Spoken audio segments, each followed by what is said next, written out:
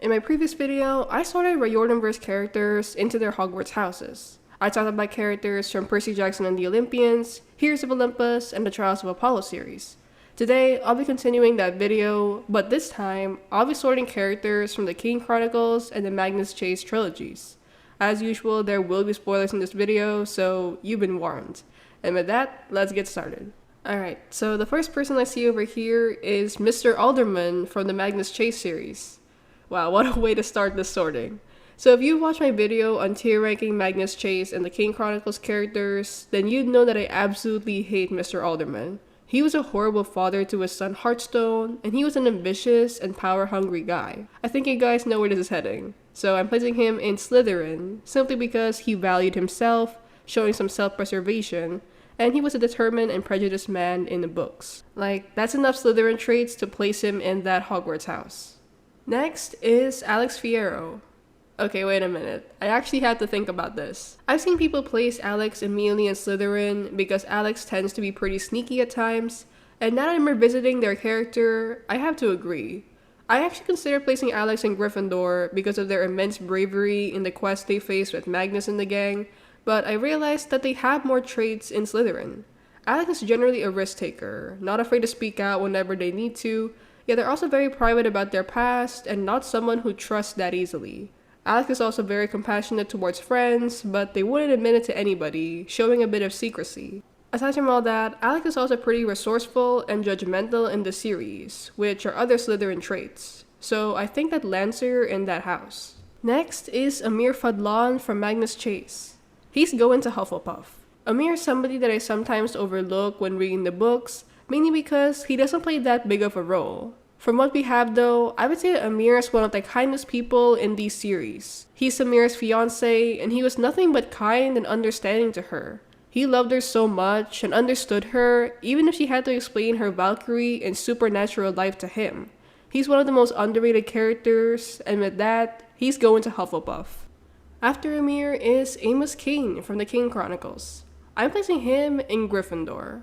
Amos was a side character in the Kane Chronicles trilogy, but a prominent aspect of his character is his loyalty to his family and his immense bravery. Amos was able to lead Brooklyn House on his own, showing some great leadership, and he was able to defend his loved ones through fighting for them. So with all of this, I think this brings him to Gryffindor. The next one over here is Anubis from the Kane Chronicles. Anubis is the god of the underworld, and he sort of looks like a copy-paste of Nico D'Angelo at times. In my previous video, I placed Nico in Hufflepuff, but when it comes to Anubis, I'm actually torn on which Hogwarts house I should place him in. When reading the books, I sort of disregarded Anubis' character, mainly because the biggest role he played was to be a love interest to Sadie Kane. Because of this, it's a bit hard to sort Anubis, but I'm placing him in Slytherin. Anubis is clever and pretty sneaky at times, ready to break the rules for his loved ones. He also did this when he agreed to merge with Walt Stone to be with Sadie in the end, and he is knowledgeable about a lot of things thanks to being a god. So overall, I think he belongs there. Next is Boss from the Kane Chronicles. I'm placing her in Gryffindor. At first, I considered placing Boss in Hufflepuff because of her immense loyalty to Carter, Sadie, and Ra, but I ended up placing her in Gryffindor because of her sense of duty and chivalry as a warrior. Boss is one of the greatest fighters in the Riordanverse, and her bravery is one of the most prominent parts of her character. With this, I think she goes to Gryffindor. Next is Bess from the Kane Chronicles. I'm placing Bess in Gryffindor. Though I thought of placing him in Hufflepuff because of his great sacrifice for Carter and Sadie, I decided that Gryffindor was the best house for him. Like Boss, Bess was a great warrior and friend for their adventures, and he sort of reminds me of Coach Hedge from the Heroes of Olympus, because both have great loyalty and chivalry. Overall though, Bess goes to Gryffindor.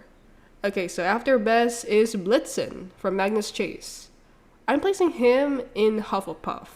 Blitz is one of the kindest people in these books. He's also very compassionate and understanding to his loved ones, showing more Hufflepuff traits. Blitz is also loyal and selfless for his friends, and I think this absolutely lands him in Hufflepuff. Next is Carter Kane from the Kane Chronicles.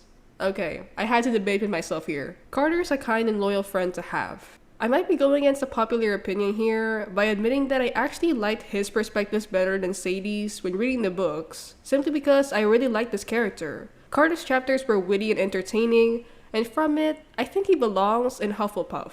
Carter's number one priority is his family and friends, and he would do anything for them. Though he was generally insecure of himself, he grew from there and became a leader out of love for the people around him. He's a great friend, and I think he belongs best in Hufflepuff. Next is Frey, Magnus' dad. I'm placing him in Hufflepuff. Frey doesn't appear that much in the Magnus Chase trilogy, but from what I can gather, he actually has some traits from Hufflepuff. Frey is described as kind, calm, and caring towards his loved ones. He's also pretty protective of them, showing some loyalty, and from the bits of info we have of him, I think he belongs on Hufflepuff the best. After Frey is Gunilla from Magnus Chase. Gunilla pretty much reminded me of Clarisse LaRue and PJO, but unlike Clarisse, I'm placing her in Gryffindor.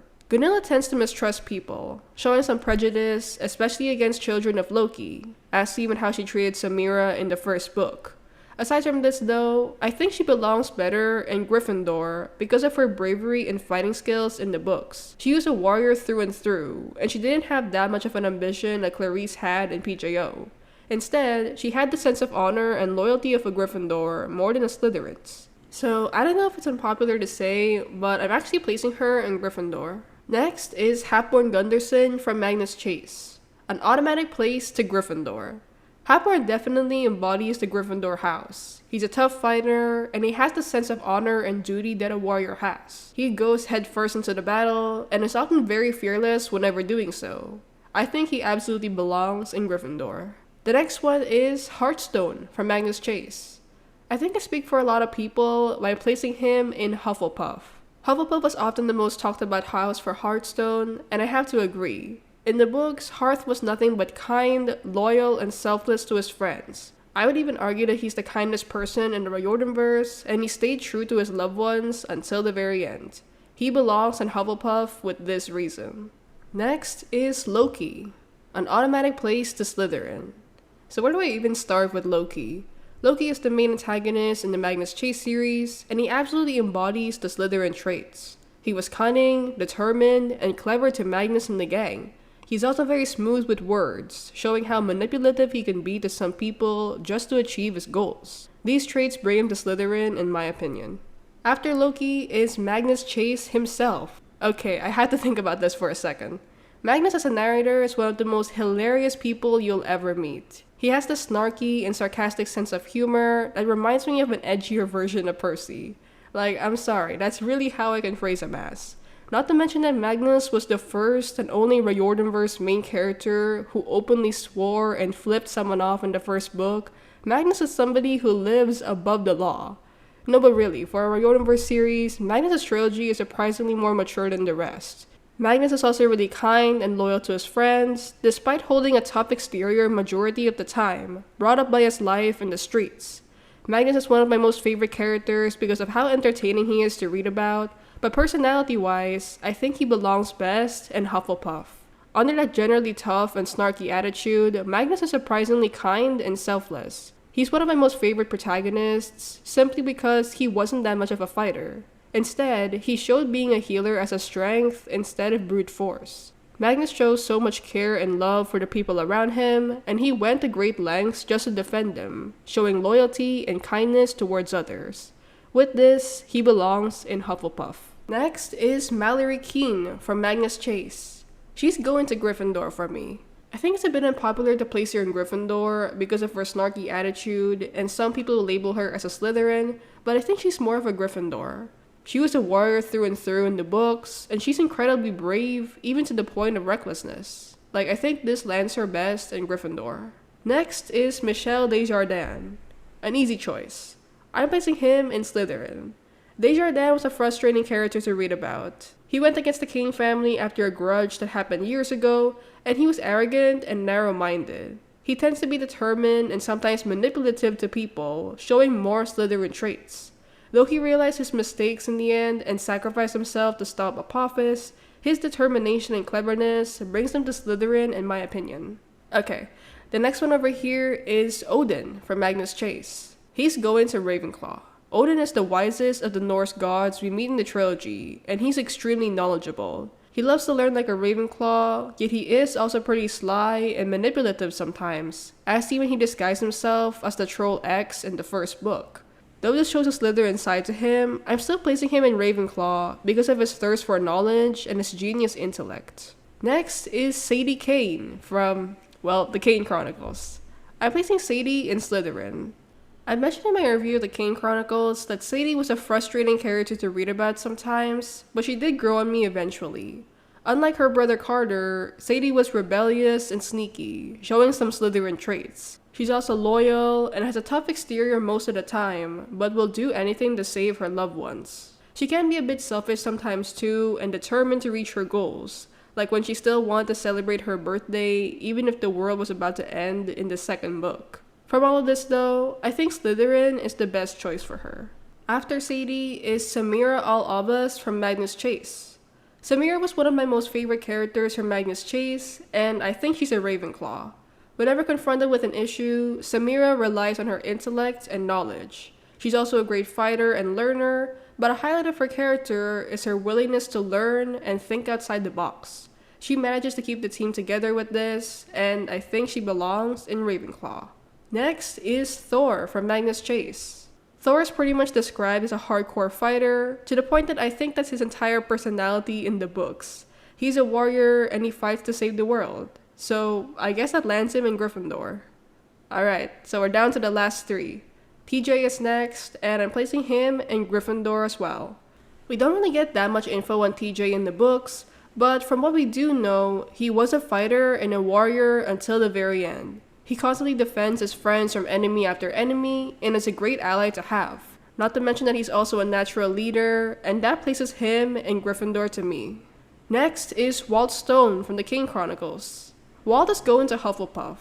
I actually thought of placing Walt in Gryffindor because of his bravery, but I think he belongs better in Hufflepuff because of how loyal and selfless he is in the books. Despite slowly dying every day, he still loves his friends and would do anything for them. This alone shows that Walt is one of the kindest people in the Riordanverse, and he belongs in Hufflepuff. And last but not the least is Zia Rashid. Zia goes to Gryffindor. Aside from being a warrior, Zia has a sense of honor and duty for the people around her. She's also very determined and intelligent for her age, but she has a soft spot for the people she trusts. One of these people is her boyfriend Carter, and she's ultimately one of the bravest people you'll ever meet. And that's all the characters I'll sort in this video. So how about you? How would you sort these characters? Let me know in the comments down below.